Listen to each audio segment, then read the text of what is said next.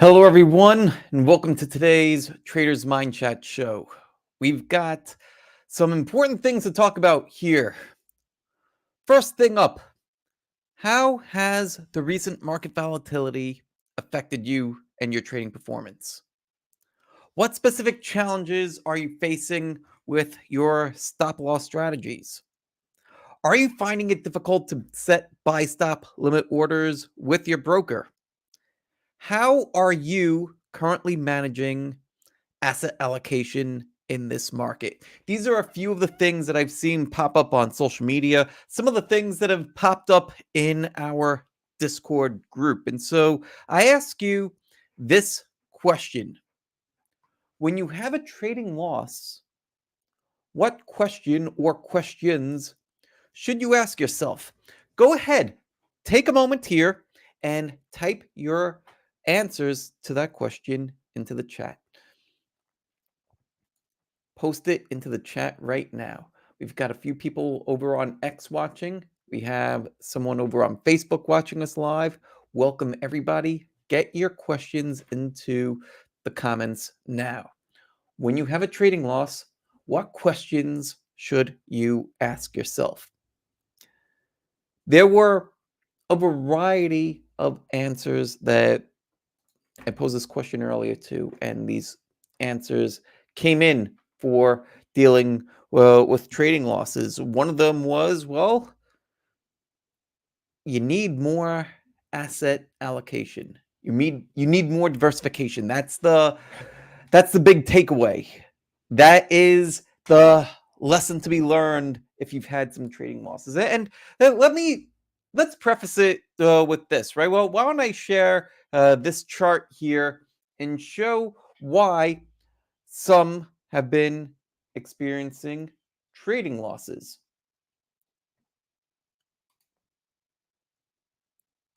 Share screen.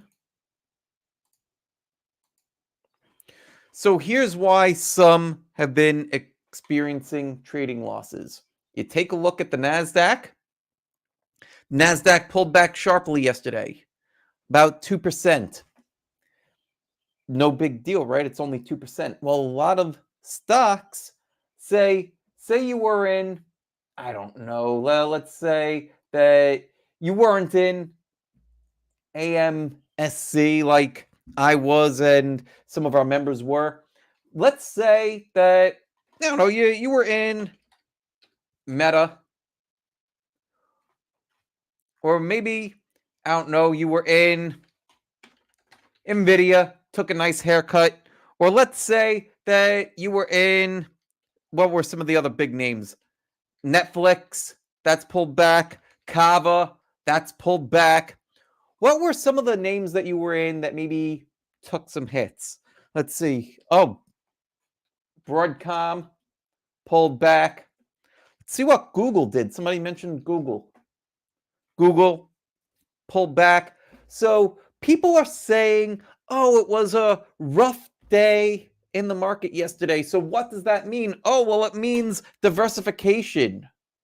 Or, oh, well, I missed out on XYZ trade, fill in the blank. Lesson learned. Maybe I should change brokers. I actually think that there's maybe a handful of appropriate answers to the question that I have posted right down here. And I'm still waiting for you guys to post your answers in. So, when you have a trading loss, what questions should you be asking yourself? And if you don't know, right, feel free to type in, I don't know. Actually, if you type in, I don't know, that is an answer. And that's actually a better answer than taking a wild guess and putting in something that's wrong, because at least you know that you don't know, right? A lot of people think that they know and end up chasing their tail for years. That was me for a very long time. That's many of you out there, right? So if you don't know, go ahead and type that in.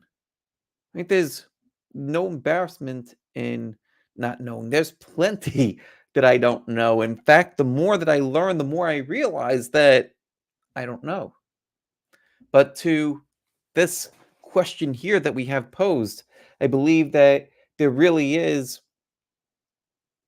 only a handful of good answers to this question. That way that I answer this question, when you have a trading loss, what is it that you should ask yourself?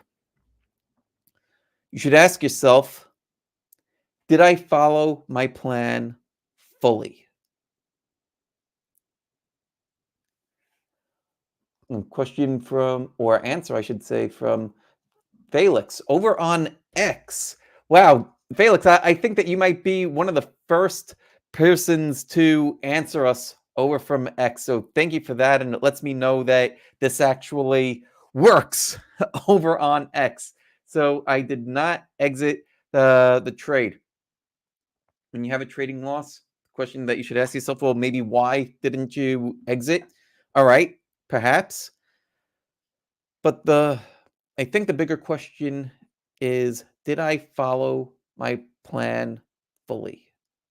Did I follow my plan fully? So when you think of your plan, most people tend to think of a trading plan. Right? Well, when you think of this, now let's take this off. Most people think of a trading plan. What's a trading plan? A trading plan consists of your entry, maybe your stop loss, where you plan to take profits, and roughly how much you plan to risk on the trade, right? And that's about it for a trading plan. What you want to be thinking more about is your business plan. And particularly, there's did you follow your business plan fully? And particularly these three areas. Did you follow your market analysis? Did you follow your trading strategy? And did you follow your psychological preparedness elements of your trading business plan?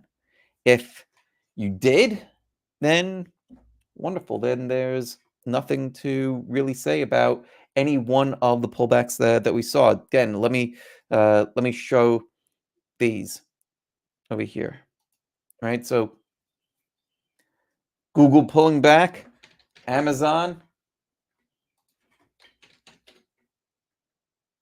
pulling back, Meta, right? Netflix. If you were in any of these and it generated a loss for you and you followed your business plan, then and you followed your business plan fully, then well, what's there? Then you didn't do anything wrong. Then this is just another stat, right? Because trading is a game of statistics. Trading is a game where you're working an edge. So that means that there's going to be profits, there's going to be losses. And if you keep on executing in the same way, then your net result at the end will be an increase in your account. But if you're not following a trading business plan, or maybe your business plan isn't very robust, then you might be zeroing in on this trade, right? Like zoomed in as big as it could go, right? And saying, uh-oh, I lost this one. Or maybe you're telling yourself, uh-oh, I missed this one, right? So perhaps there's a couple of things that we need to think about, right? Maybe, just maybe, we need to think about our trading business plan. How robust is it? Do we maybe the first question is, do we have a trading business plan? Yes or no? Right? Because if you're taking a look, did I miss this trade? Did I lose on some other trade? The question that you should be asking yourself isn't necessarily, oh, well, you know what? Well, I'm taking a look at Google and I'm taking a look at Meta and maybe I'm taking a look at, well, let's see, well, what were some of the other names that popped up recently? Um,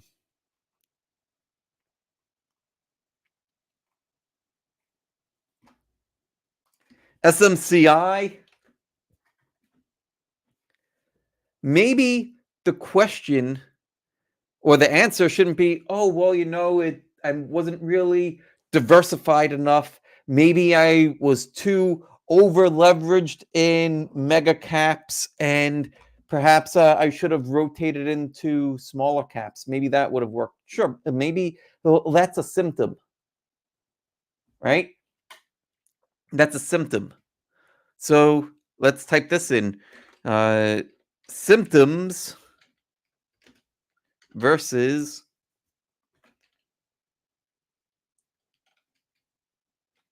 core problems. Symptoms versus core problems. Which one is it? Do you want to treat a symptom or do you want to treat a core problem? I would say the symptom in this case would be, oh, you're not diversified enough, right? That's a symptom, right? So that would be you're getting sick and let's go and get some cough medicine. Let's get some tissues. Are you really fixing the problems? No, right? How do you get to the root of the problem? Well, maybe you're living in a moldy house, right? Maybe you have a lot of allergies and there's things that you're allergic to in your house. Well, if you treat that problem, then you don't need all the medicine and you probably need a few less tissues in the house. So, is the problem really that, oh, you're not diversified enough? Or is the problem going back to your trading business plan? And do you have certain core elements within your plan of your market assessment, how you're analyzing the market, your trading strategy, and your psychological preparedness? Things to think about.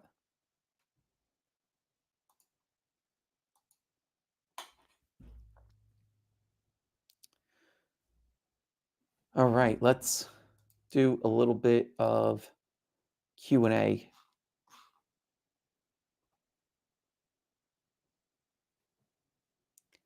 Few people talking about some other stocks to bring up here. Let's take a look at CACI, Reddit, and Root. All right, well, let's flip over to the charts and we'll take a look at a few of those. So CACI, haven't heard of this one before. Let's take a look at it. Okay, it's breaking out new highs. Nothing uh, wrong with that. Not sure if it's one that I would trade. Well, I would tell you this: it's not one that I would trade personally. The reason why is because it's not in my universe. I actually gave this uh, these steps to someone earlier today, right? Because often people will ask me, Mike, would you trade this? There's always a four-step answer to whether or not I would trade something. And when I thought about it a little bit more, there's a four-step answer to pretty much any trader that's had real success that would answer. When you think of Mark Minervini, when you think of William O'Neill, when you think of any of the greats, four-step process. So, number one, is it within their universe? Right? So, is it a stock that they're interested in? Typically, when you've had success, you're not just picking out of all 10,000 stocks, you've narrowed the field down dramatically. So, when I narrow down the field for myself, I've narrowed it down to about 300 or so names. So, step one, is the name within my universe? Right? In this case, no. So, I wouldn't be trading this one. But then we move on to step two, right? So let's take a look at the next name, which is Reddit, right? So Reddit is in my universe. So we move on to step two. Step two is it setting up in one of the patterns in my model book, right? And that is also true of everybody that you could think of that's had real success, including some of the people that you wouldn't think would have a model book. Warren Buffett, for one, right? Does Warren Buffett have a model book? Well, not in the same way that perhaps you and I have a model book. And if you're on the show and you're following me, you're probably looking at chart patterns, at least as part of it. So, what's Warren Buffett's model book? Well, it's based on something else. It's based on fundamental criteria and the types of things that he looks at, but he's still looking at something specific, something that's going to prompt him to put money into an investment, right? That's what a model book really is. It's us take narrowing the playing field even further, finding the things that we want to uh, buy, and then how do we find the best of those, right? So one of the things in my model book are chart patterns. There's a wide variety of chart patterns. I've shared this with you before. Let me see if I can find my model book once more and show it with you right now. And we have a few members over here with us today. So let's see. Felix says to please share the model book. All right. So here is the model book. Let's bring this down here. So I've got this big spreadsheet, and I'll zoom in a little bit for you. So I have this big spreadsheet, and this spreadsheet has it starts out with the names of all the different setups that I trade, right? So maybe you recognize some of them: flat base, uh, high tight flags, volatility contraction patterns, short strokes. So all these things are in here, but more importantly, the descriptions of them are in here. And these are all my own descriptions, right? And it's not my own where I made it up, right? That these are descriptions that, yes, I've studied other people's work. Gone back and I've studied O'Neill and I've studied Minervini and I've studied Stan Weinstein and plenty of others within that same space. I've also gone back in time and tested these patterns from stocks going back to the early 1900s. If you studied O'Neill's work, he goes back that far. 1880, I think, is the first one in How to Make Money in Stocks. But pulling up as many charts as I can to look at these patterns and then trade them uh, in, well, not quite in real time, but through back testing. Like going bar by bar by bar so I can understand how these patterns work. So then I can see, well, here's how I can view these types of patterns and uh, from studying O'Neill and Minervini and from doing my own work and learning from other peers, adding different elements, right? So I look at a couple of things like stochastics, let's say, and I'll do multi-time frame analysis and so some other finer details too. I don't want to get too deep into the weeds here, but I look at a bunch of stuff, and so of the things that I've observed, I put it into this, and so these are my must-haves for any setup. So I want this to be crystal clear, so that way when I go and I look for a setup, I know what I'm looking for, right? So I have all of my must-haves here, including even the look and the character of the thing, the market type that it should be in, all this stuff. Then after that, I take a look at the things that take the setup from good to great, right? So step one, right? Because we're saying, would you trade this? Step one, is it in my universe? Reddit, yes, it is.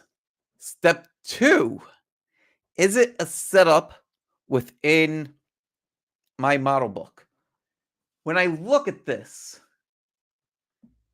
the answer is maybe.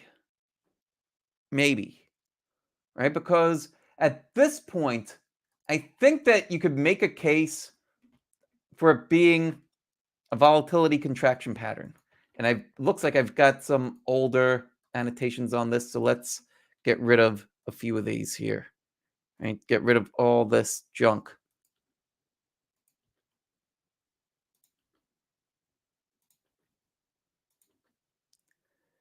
So I do see this as a potential VCP, right?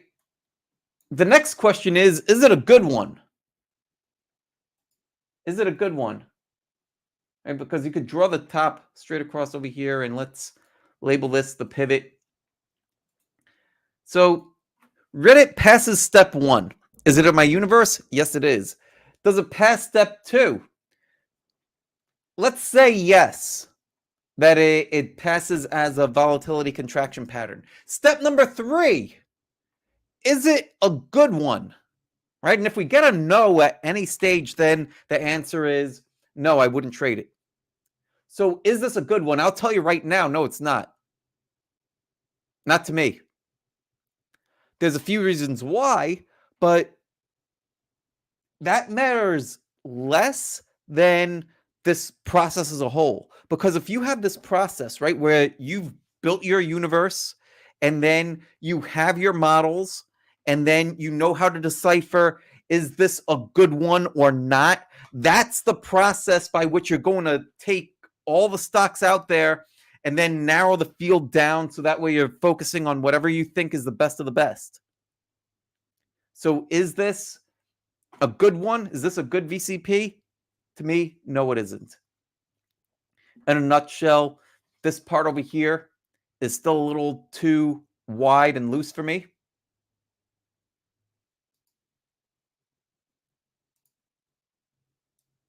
If I were to use the high as an entry point with a stop below support, which is established right down here, I would need a 12% stop.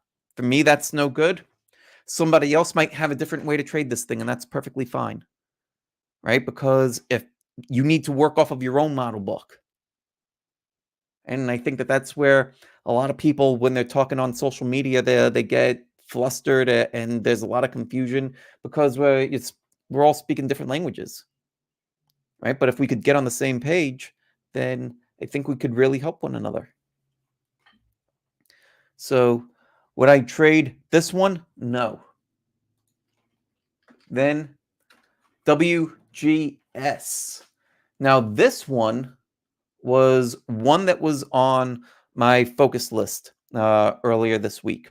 So a few of us in our group were trading this one. How did I see this one? I saw this one as a high type flag. And the high type flag, right? Well, what's a high type flag? Do you guys know? A high type flag, if we get back to this over here.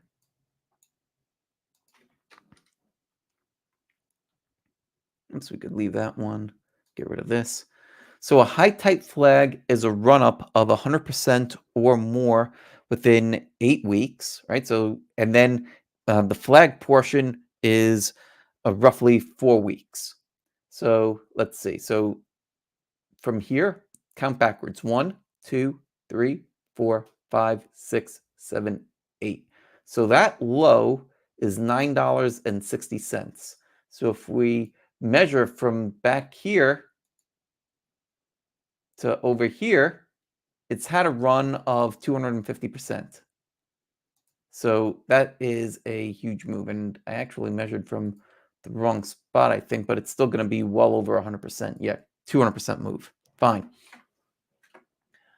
So this is a high type flag. So it attempted to break out right here, and it failed. Then price started to consolidate. It pulled back. And so when price started to attempt to break out again, this created an entry point. And that was one that we were interested in this week. Got nice and tight, and so far price is up. How much on the week? It max 17.5%. It pulled back, and the question was about WGS and adding on weakness today. I like that. Would I have done it myself? That's a tough one. Probably not. Probably not, but I like the move. I like that tactic quite a bit. Why? Because if you bought this weakness right here, you're not just buying willy-nilly. You're buying it on a pullback towards the 5 EMA, and you're also buying it on a pullback to this level right back here, right? So we'll draw a nice big circle right around that, and let's zoom back out to the daily time frame.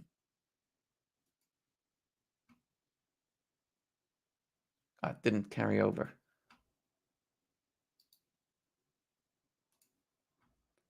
I don't know why that default in TradingView is gone, but it's like right around here. So price pulled back to prior resistance and took a bounce there. So yeah, I think that's a halfway decent add, but I would also be prepared for further pullback, right? So short term, very short term, I think that's a decent spot, but I wouldn't trust this as a short term swing stop, right? So if I plan on holding that over the weekend, I'm not so sure that I would trust today's low as a stop that would hold, but it does look good right now. So there you go. 4-step process. Actually, did we finish the 4-step process? So universalist, is it in the model book? Is the setup good? Oh, and then number 4, right? Well, once you get to number 4, is it a good one? Yes. Okay, then you want to assess, is it worthy to purchase? Is it worthy to set an alert for? Sometimes the answer will be yes, sometimes the answer will be no. Sometimes you could find one that looks really good, but you still want to pass on it. And one of the reasons why is because it's the ones that look really good. You don't want to just say, oh, let's go buy that. You want to have a way to really discern, is this worthy of my cash? So the question then becomes, well, how do you do that? I struggled with the same question too. And the way that I learned how to do that is with this tool that I'm going to show you right now. This tool is over on marrowwealth.com. It's for free. You just go to marrowwealth.com, you go over to tools, and you go to Trade Gauntlet Calculator. And it pops up this massive checklist. It has about almost 100 different things on here and that I look for. And I use this on every single trade that I'm going to place a working order for. So if I'm placing a working order, I've done this. And so I'm looking at a whole bunch of stuff. I'm looking at fundamentals. I'm looking at technicals. I'm looking at leadership and growth. I'm looking at group rank. I'm looking at the market environment. And I'm adding in various booster elements. And also, if this thing is an IPO, that will generate a score. And if the score is above 7, then great, it's passed, and I'm willing to put some money behind it. If it scores less than a 7, then I won't. And that is how I discern whether or not I want to put money into a trade or not. That's my process. Any questions on any of that?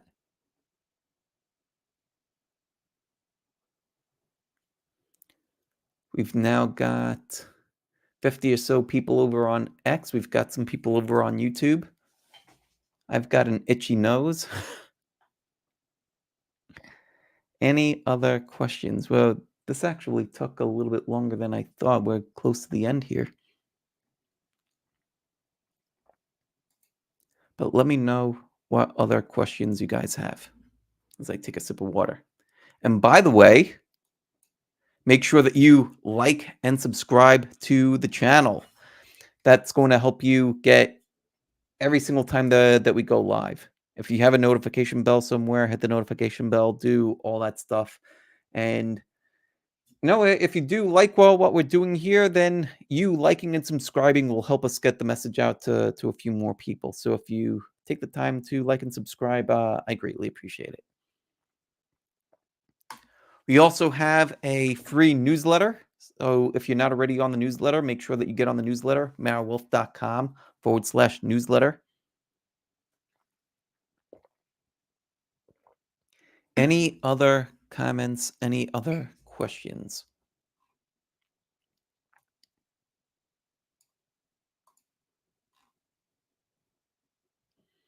All right.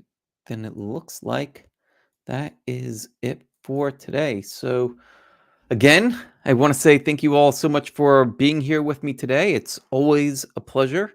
And let me know what you would like us to discuss next time. Looks like there's one more comment that came in.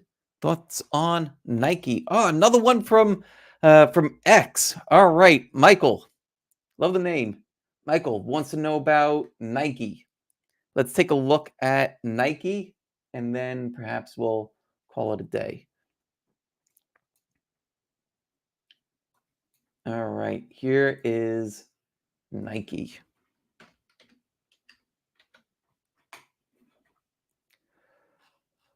Well, first off, not in my universe, so I wouldn't be trading this one. Second, it's in a stage 4 decline. What's a stage 4 decline? A stage 4 decline means that it is in a downtrend and it is below the 50-day moving average. It's below the 200-day moving average, and those moving averages are also in a downtrend. So I would not be buying this. That said, do I think that it could be near a bottom? Well, it has fallen significantly, right? It's down 20 or so percent since June, end of June. But no, I wouldn't necessarily looking to be a buyer, right? Because let's say that you're somebody that bought back here, back in September of 2022, and you're like, man, look at this. Over the past year, Nike is down 53%. Man, let's buy right in and hold this for the long term.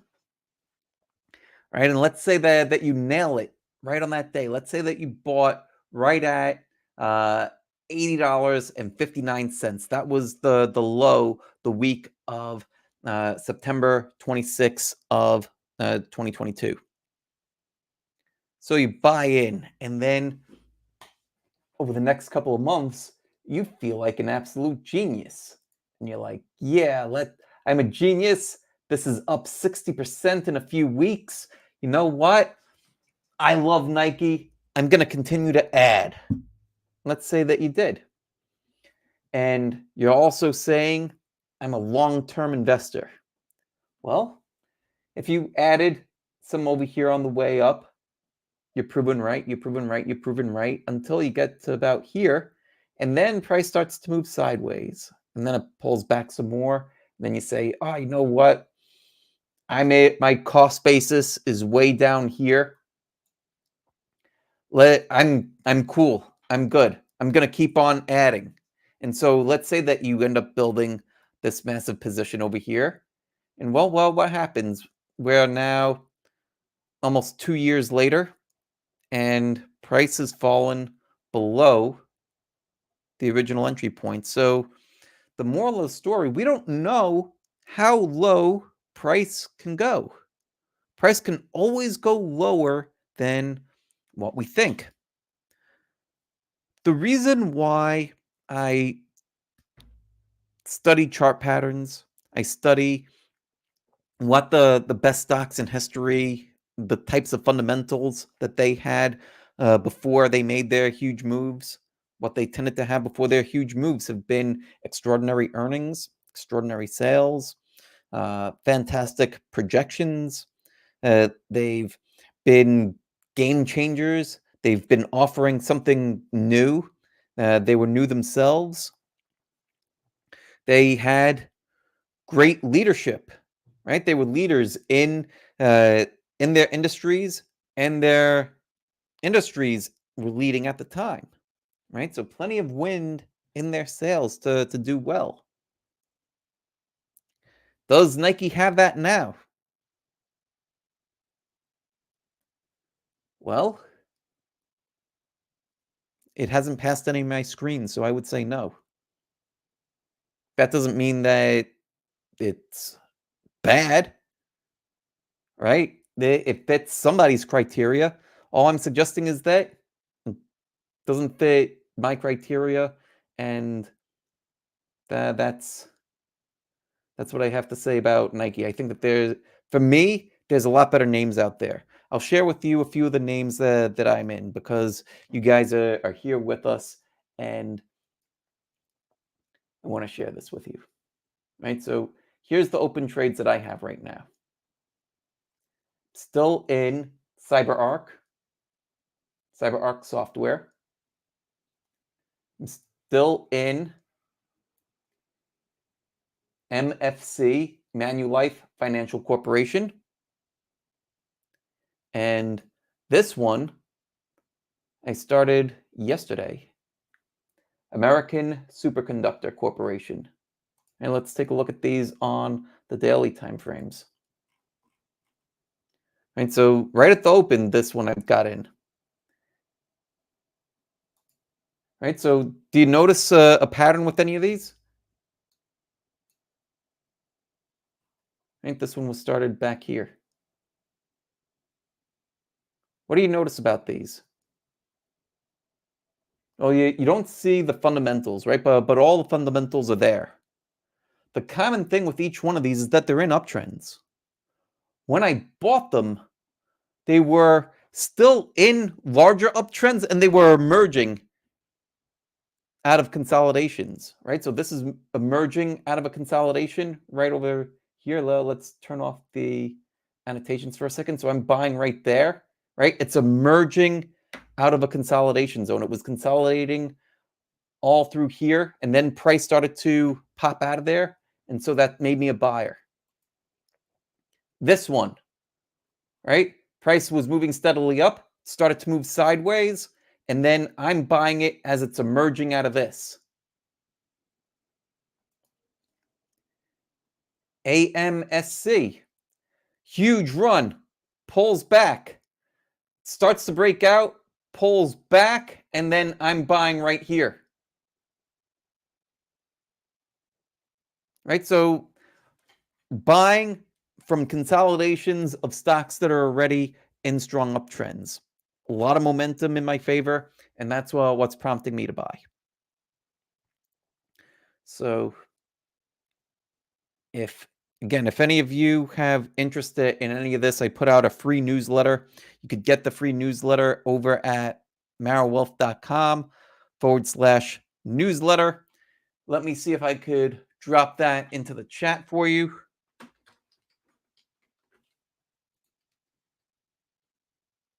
See if this works. I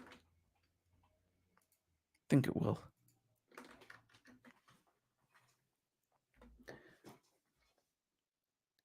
All right, it sent it over to Facebook, YouTube, and Twitch. So you guys over on X, you're going to need to go over to marrowwealth.com on your own and sign up for the newsletter. So marrowwealth.com/newsletter. Get on there and you'll get access to my trade ideas lists and all that good stuff. And in fact, if you are following over on X, I posted yesterday. Here's what I posted yesterday. Let's pull this up, because I started to use Deep View, and I'm really liking Deep View quite a bit. So here's what I shared over on X yesterday, right? So here's how the setup's shared over the weekend, right? So from the weekend's newsletter, So everybody on the free list got all these names. And that's how they were doing as of yesterday. Right? Well, there were maybe about, I want to say, there was a lot of setups last week. How many stocks were setting up last week?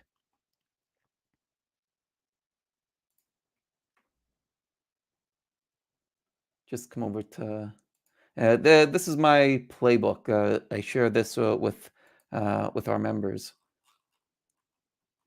So last week, there were 69 stocks setting up over the weekend. So everybody that's on the free email list got all of them, and this is how they were performing. So that really gives you a huge leg up because you're getting stocks that are fundamentally sound, that are in solid consolidations. And so if you're buying breakouts like I am, then this is a great starting point, and this is how they performed. Now, not all of them were in what I would call A-level patterns, but this also tells us something about the current market environment. When everybody's doing good, then it's time to start getting involved.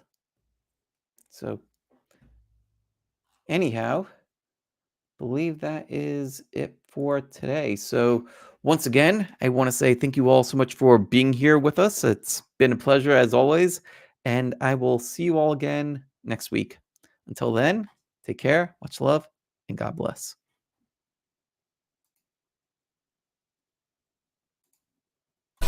Hey, thanks so much for sticking around to the end. If you're new here, hit the subscribe button down below and become a part of the Mara Wealth community. And make sure that you check out some of the other videos on the channel. They're exactly what you need to see. And leave a comment down below. I read all of them. Leave a comment.